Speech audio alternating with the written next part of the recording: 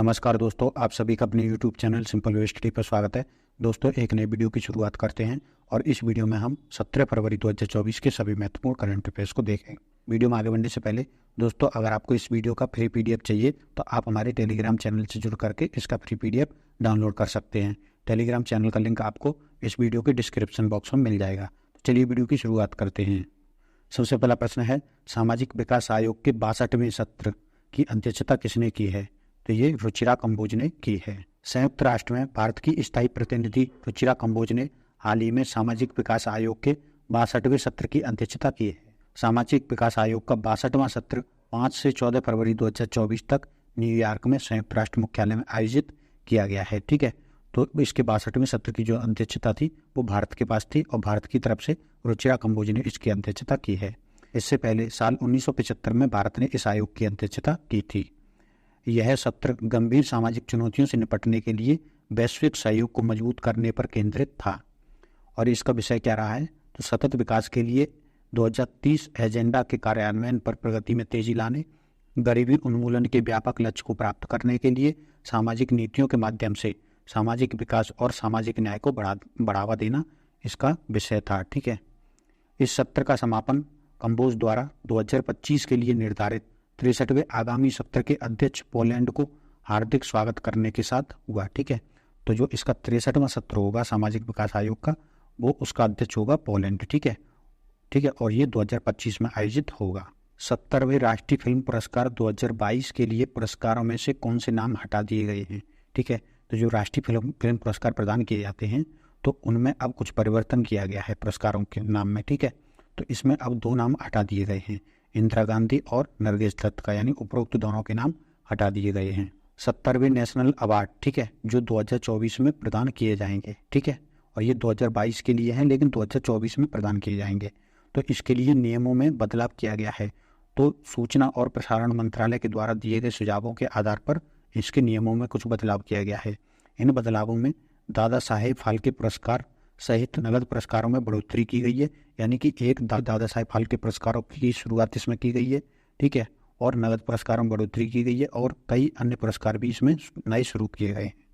ठीक है, इसके साथ ही कुल मिलाकर 12 बदलाव इसमें किए गए हैं। ठीक है, मुख्य जो बदलाव देखने को मिले हैं वो ये हैं कि नेशनल अवार्ड में पूर्व प्रधानमंत्री इंदिरा गांधी और दिवंगत एक्ट्रेस नरगिस दत्त के नाम का इस्तेमाल नहीं किया जाएगा। तो 2 अवार्ड इनके नाम पर पहले दिए जाते थे, अब इनके नाम को हटा दिया गया है। तो ये आपसे प्रश्न पूछा जा सकता है। तो पहले एक अवार्ड दिया जाता था डायरेक्टर के बेस्ट डेब्यू फिल्म के लिए, इंदिरा गांधी अवार्ड। ठीक है, तो अब इसका जो नाम होगा वो क्या रहेगा? तो डायरेक्टर की बेस्ट डेब्यू फिल्म केवल इसका नाम रहेगा, यानी इंदिरा गांधी हटा दिया गया। राष्ट्रीय एकता पर बेस्ट फीचर फिल्म के लिए नरगिस दत्त अवार्ड दिया जाता था, अब इसको बदल करके कर दिया है राष्ट्रीय सामाजिक और पर्यावरणीय मूल्यों को बढ़ावा देने वाली बेस्ट फीचर फिल्म। ठीक है, तो ये नाम कर दिया गया है। राष्ट्रीय फिल्म पुरस्कारों की बात करें तो 1954 में की गई थी और इसकी घोषणा भारत सरकार के सूचना प्रसारण मंत्रालय के द्वारा की जाती है और राष्ट्रपति जी के द्वारा ये प्रदान किए जाते हैं। प्रत्येक वर्ष ये पुरस्कार प्रदान किए जाते हैं और 2023 में जो पुरस्कार प्रदान किए गए थे वो 69वें पुरस्कार प्रदान किए गए थे और 2024 में 70वें पुरस्कार प्रदान किए जाएंगे। ठीक, 1954 में ये पुरस्कार पहली बार प्रदान किए गए थे। पहली बार सर्वश्रेष्ठ फिल्म कौन सी बनी थी? तो श्यामची आई मराठी फिल्म थी। पहली बार बेस्ट एक्टर तो उत्तम कुमार बने थे और पहली बार बेस्ट एक्ट्रेस नरगिस दत्त बनी थी। अब यहाँ पर ये 69वें राष्ट्रीय फिल्म पुरस्कार जो 17 अक्टूबर 2023 को प्रदान किए गए थे नई दिल्ली में राष्ट्रपति जी के द्वारा। ठीक है, अब इसमें विभिन्न श्रेणियों में विजेताओं के नाम यहाँ पर दिए गए हैं, आप इनको देख सकते हैं। उत्तर प्रदेश सरकार ने मुख्यमंत्री कन्या सुमंगला योजना में राशि बढ़ाकर कितनी कर दी है? तो इसमें कर दी है 25,000 रुपये। यूपी के मुख्यमंत्री योगी आदित्यनाथ की सरकार ने मुख्यमंत्री कन्या सुमंगला योजना के तहत 6 श्रेणियों में अनुदान राशि 15,000 से बढ़ाकर 25,000 कर दी है। मुख्यमंत्री कन्या सुमंगला योजना उत्तर प्रदेश में महिला कल्याण विभाग के द्वारा अप्रैल 2019 में शुरू की गई थी। ठीक है, तो अब इसमें अनुदान राशि कितनी कर दी गई है? तो 2024-25 बजट सत्र के लिए 1 अप्रैल से ये प्रभावी हो जाएगी। अब इसमें जन्म के समय जो इसमें 6 किस्तों में राशि दी जाती है, तो पहले जन्म के समय तो पहले 2,000 दी जाती थी, अब 5,000 दी जाएगी। टीकाकरण के समय तो जब 1 वर्ष के भीतर जो टीकाकरण होता है उस समय 2,000 दिए जाएंगे। ठीक है, और स्कूल में प्रवेश पर पहली कक्षा में प्रवेश पर 3,000 दिए जाएंगे। कक्षा 6 में प्रवेश पर 3,000 दिए जाएंगे। कक्षा 9 में प्रवेश पर 5,000 दिए जाएंगे और उच्च शिक्षा में प्रवेश पर 7,000 दिए जाएंगे। तो ये कुल मिलाकर के 25,000 रुपये की राशि बन जाएगी। ठीक है, इसका उद्देश्य क्या है? तो लड़कियों के मूल्य और महत्व पर जोर देकर उनके प्रति एक सकारात्मक सामाजिक धारणा विकसित करना, सम्मान और समानता की संस्कृति को बढ़ावा देना। ठीक है, और इससे कन्या भ्रूण हत्या का उन्मूलन होगा, बाल विवाह की रोकथाम होगी, स्वास्थ्य और शिक्षा में लड़कियों की वृद्धि होगी और आत्मनिर्भरता के लिए भी समर्थन मिलेगा। तो ये प्रमुख उद्देश्य हैं इस योजना के। राष्ट्रीय कोयला सूचकांक जो लेटेस्ट जारी किया गया है, दिसंबर 2022 की तुलना में दिसंबर 2023 में कितने प्रतिशत की गिरावट दर्ज की गई है? तो इसमें 4.75% की गिरावट दर्ज की गई है। राष्ट्रीय कोयला सूचकांक में दिसंबर 2022 की तुलना में दिसंबर 2023 में 4.75% की महत्वपूर्ण गिरावट दर्ज की गई है।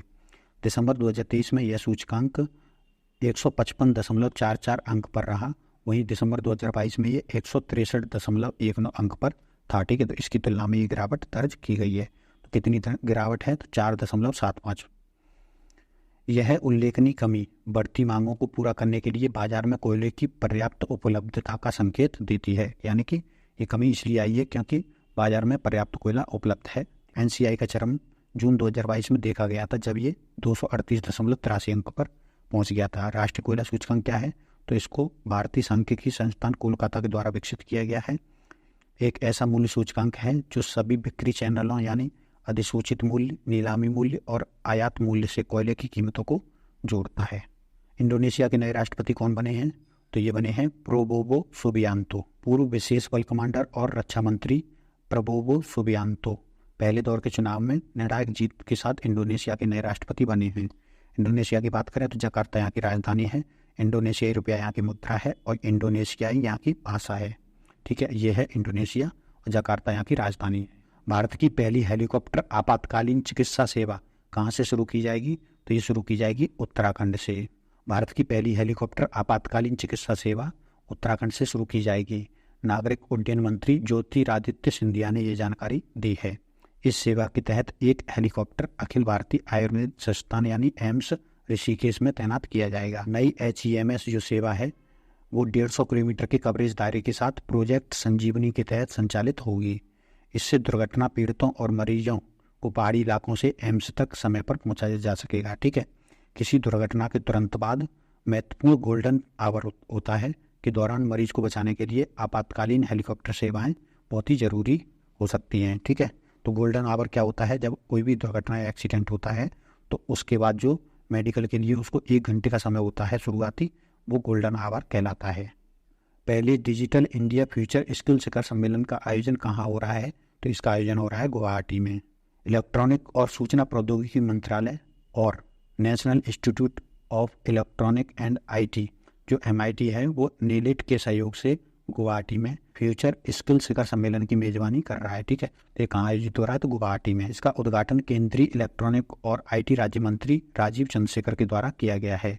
इस कार्यक्रम का उद्देश्य भारत और दुनिया के लिए भविष्य के लिए तैयार प्रतिभाओं को उत्प्रेरित करने की रणनीति बनाने के लिए युवा भारतीयों, विचारकों, उद्योग विशेषज्ञों, नीति निर्माताओं, शिक्षकों और प्रौद्योगिकी उत्साही लोगों को एकजुट करना है। अब हम अन्य महत्वपूर्ण खबरें देख लेते हैं। पहली खबर है विश्व मानव विज्ञान दिवस प्रत्येक वर्ष फरवरी के तीसरे गुरुवार को मनाया जाता है और 2024 में 15 फरवरी को मनाया गया है। साउथ इंडियन बैंक 19वें IBA वार्षिक बैंकिंग प्रौद्योगिकी सम्मेलन एक्सपो उद्धरण में सर्वश्रेष्ठ प्रौद्योगिकी बैंक पुरस्कार का प्रतिष्ठित खिताब जीता है।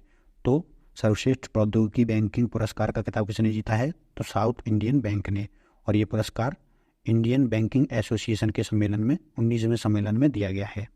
जर्मनी दुनिया की तीसरी बड़ी अर्थव्यवस्था के रूप में जापान को पीछे छोड़ करके आगे निकल गया है। ठीक है, तो जर्मनी तीसरी बड़ी अर्थव्यवस्था बन गई है जापान को पीछे छोड़ करके। और इसका मुख्य कारण क्या रहा है? तो इसका मुख्य कारण ये जो जापान की मुद्रा है उसके मूल्यह्रास मुख्य कारण रहा है, जबकि जो जर्मनी की मुद्रा है यूरो वो स्थिर रही है। ठीक, तो सबसे बड़ी अर्थव्यवस्थाओं में पहले स्थान पर कौन है? तो USA पहले नंबर पर है। ठीक है, दूसरे पर कौन है? तो चीन दूसरे पर है। और तीसरे पर कौन आ गया है? तो जर्मनी आ गया है तीसरे पर। और चौथे पर कौन है? तो चौथे पर है जापान। ठीक है, और 5वें पर कौन है? तो 5वें पर है अपना भारत। ठीक है, तो भारत का संघर्ष जापान और जर्मनी दोनों से ही है। ठीक है, भारत इन दोनों ही अर्थव्यवस्थाओं को पीछे छोड़ करके तीसरे स्थान पर जाना चाहता है। तो फिलहाल जर्मनी तीसरे स्थान पर पहुंच गया है, जापान को पीछे छोड़ करके। अमेरिकी एरोस्पेस दिग्गज बोइंग ने निखिल जोशी को बोइंग डिफेंस इंडिया के प्रबंध निर्देशक के रूप में नियुक्त किया है। आईआईटी जम्मू में इलेक्ट्रॉनिक्स इंजीनियरिंग विभाग के प्रोफेसर डॉक्टर करण नथवाली ने ध्वनि आधारित एंट्री ड्रोन सिस्टम विकसित किया है। यह अपनी तरह की पहली प्रणाली है जो पहचान के लिए ध्वनि का उपयोग करती है। ठीक है, तो आईआईटी जम्मू ने ध्वनि आधारित एंट्री ड्रोन सिस्टम विकसित किया है। भारत और नेपाल के केंद्रीय बैंकों ने दोनों देशों की तेज भुगतान प्रणालियों, भारत के एकीकृत भुगतान इंटरफेस यानी यूपीआई और नेपाल के राष्ट्रीय भुगतान इंटरफेस एनपीआई के एकीकरण समझौते पर हस्ताक्षर किए हैं। तो दोनों देश ने यूपीआई से भुगतान के लिए समझौते पर हस्ताक्षर किए हैं। भारत की राष्ट्रीय पुरुष फुटबॉल टीम नवीनतम फीफा रैंकिंग में 15 स्थान फिसलकर 117वें स्थान पर पहुंच गई है। ठीक है, जो पिछले 7 वर्षों में सबसे निचली रैंकिंग है या खराब प्रदर्शन है। बीजेपी के दिग्गज नेता नंद किशोर यादव को बिहार विधानसभा के अध्यक्ष के रूप में चुना गया है। हाल ही में प्रधानमंत्री नरेंद्र मोदी संयुक्त अरब अमीरात यानी यूएई की यात्रा पर थे और इस दौरान कई समझौतों पर हस्ताक्षर किए थे। इनमें से एक समझौता जो है यूपीआई से भुगतान के लिए भी किया गया था। तो भारत और यूएई ने, ठीक है, तत्काल भुगतान प्लेटफॉर्म यूपीआई और यूएई का जो है एएनआई, इसको जोड़ने के लिए एक समझौते पर हस्ताक्षर किए हैं। दूरसंचार विभाग ने संगम डिजिटल ट्विन पहल की शुरुआत की है। ठीक है, तो ये पहल क्या है? तो इसमें उद्योग जगत के नेताओं, स्टार्टअप्स, एमएसएमई, शिक्षाविदों, नवप्रवर्तकों से अत्याधुनिक तकनीकों और सहयोगी प्रयासों के माध्यम से बुनियादी ढांचे की योजना और डिजाइन को नया आकार देने के लिए हाथ मिलाने का आह्वान किया गया है, यानी सहयोग करने का आह्वान किया है। ठीक है, तो ये संगम डिजिटल पहल के तहत सहयोग करेंगे। केंद्रीय मत्स्य पालन, पशुपालन और डेयरी मंत्री ने नई दिल्ली में संशोधित पशुपालन अवसंरचना विकास निधि योजना की शुरुआत की है। इसके लिए एक रेडियो जिंगल पेश किया है। यह पुनर्गठित योजना 31 मार्च 2023 से 2025-26 तक अतिरिक्त 3 वर्ष की अवधि के लिए प्रभावी रहेगी। तो दोस्तों, ये थे हमारे 17 फरवरी 2024 के सभी महत्वपूर्ण करंट अफेयर्स। इस वीडियो में फिलहाल इतना ही। अगर आपको ये वीडियो पसंद आया है तो वीडियो को लाइक करिए, चैनल को सब्सक्राइब कर लीजिए एवं अपने दोस्तों तक भी शेयर करिए। धन्यवाद।